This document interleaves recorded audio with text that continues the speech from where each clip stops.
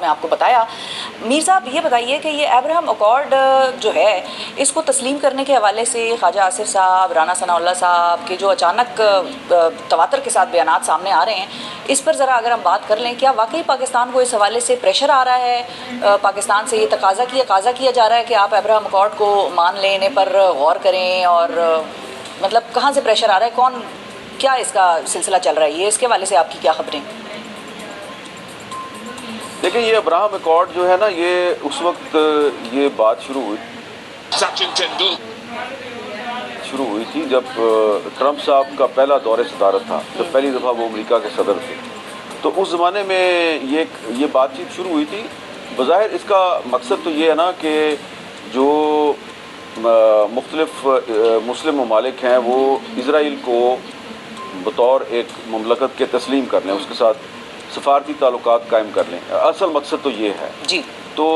یہ ٹرمپ صاحب کے پہلے دور میں یہ پریشر اس وقت بھی پاکستان پہ آیا تھا، میں اس کا آئی وٹنس ہوں، یہاں تک کہ مجھے بھی کہا گیا تھا کہ بھائی آپ لوگ جو ہیں وہ کیوں آپ اسرائیل کے ساتھ تعلقات کی مخالفت کرتے ہیں، کیا مسئلہ بھی آپ کا اسرائیل کے ساتھ؟ اور اس کے بعد پھر کمپین بھی شروع ہوئی تھی۔ آپ یاد کریں نا کہ بہت بڑے بڑے جو پاکستان کے صحافی ہیں، ٹی وی اینکرز ہیں، انہوں نے پروگرام کیا تھا باقاعدہ کہ اسرائیل کے ساتھ سفارتی تعلقات قائم کرنے کے کیا فوائد ہوں گے۔ اور ایک میٹنگ مجھے یاد ہے جو وزیر اعظم سیکریٹریٹ میں ہوئی، اور اس میٹنگ میں کوئی 10-15 جو ٹی وی اینکرز ہیں ان کو باقاعدہ گھیر کر لے جایا گیا۔ میں بھی یہ یاد ہے، اور میر صاحب آپ کا ایک سٹانس بھی تھا، بالکل آپ کا ایک سٹانس بھی تھا، بڑی اسٹرانگ پوزیشن تھی جو آپ نے اس وقت لی تھی، اور آپ نے یہ بھی بتایا تھا، اپنے پروگرامز میں بھی ذکر کیا تھا، کالمز میں بھی لکھا تھا کہ اس وقت کی حکومت جو خان ایڈمنسٹریشن تھی اس پہ بھی پریشر آیا تھا اور خان صاحب نے انکار کیا تھا، یہ بھی خبر آپ کی تھی۔ جی، وہاں پہ دیکھیں یہ ہوا تھا کہ ایسا لگ رہا تھا کہ کچھ ٹی وی اینکر جو ہیں ان کو باقاعدہ بریف کیا گیا ہے، اور ان کی اسائنمنٹ یہ تھی کہ انہوں نے عمران خان کو کنونس کرنا تھا کہ جی آپ اسرائیل کے ساتھ سفارتی تعلقات کا ابھی بیٹھے یہیں پہ فیصلہ کر لیں، نہ پارلیمنٹ کے پاس جائیں، نہ کسی اور سے پوچھیں، بس یہ ٹی وی اینکرز ہیں نا جو 10-15، بس یہ انہی کے ساتھ فیصلہ کر لیں آپ، یہ اتنا بڑا۔ تو وہ اب خان صاحب جو ہیں، میرا پہلے تاثر یہ تھا کہ شاید یہ عمران خان صاحب جو ہیں یہ ٹریپ میں آ چکے ہیں، لیکن جب میں نے وہاں پہ بیٹھے دیکھا تو جو انفارمیشن منسٹر صاحبہ تھیں وہ صرف ان صحافیوں کو، ان اینکرز کو چانس دے رہی تھیں جو کہ اسائنمنٹ کو صحیح طریقے سے نبھا رہے تھے۔ ٹھیک ہے، پرو اسرائیل تھے اس وقت، وہ بار بار میری طرف دیکھ رہے تھے، خان صاحب بار بار میری طرف دیکھ رہے تھے، یہ نہیں بول رہا۔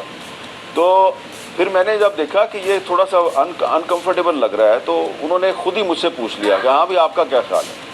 تو میں نے ان سے سیدھی سی بات، میں نے کہا آپ بڑے لیڈر ہیں یا یہ جس کی تصویر اوپر لگی ہوئی ہے یہ بڑا لیڈر ہے؟ انہوں نے اوپر دیکھا، انہوں نے کہا ہاں قائد اعظم محمد علی جناح میرا لیڈر ہے، یہ مجھ سے بڑا ہے۔ تو میں نے کہا پھر خان صاحب کیا قائد اعظم کے پاکستان میں وہ پالیسی نہیں ہونی چاہیے جو قائد اعظم کی پالیسی ہے؟ تو خان صاحب نے اس طرح ہاتھ پہ ہاتھ مارا، انہوں نے کہا بس ڈن ہو گیا، جو قائد اعظم کی پالیسی ہے اسرائیل کے بارے میں وہی پالیسی چلے گی پاکستان میں۔ اچھا جی، اس کے بعد میٹنگ فوراً چند منٹ کے اندر جو ہے اس کو ختم کر دیا گیا، اور جب میں وزیر اعظم سیکریٹریٹ سے باہر نکلا گاڑی میں دفتر کی طرف آ رہا تھا، مجھے فون آنے شروع ہو گئے بڑے طاقتور لوگوں کے۔ انہوں نے کہا یہ کیا کیا آپ نے،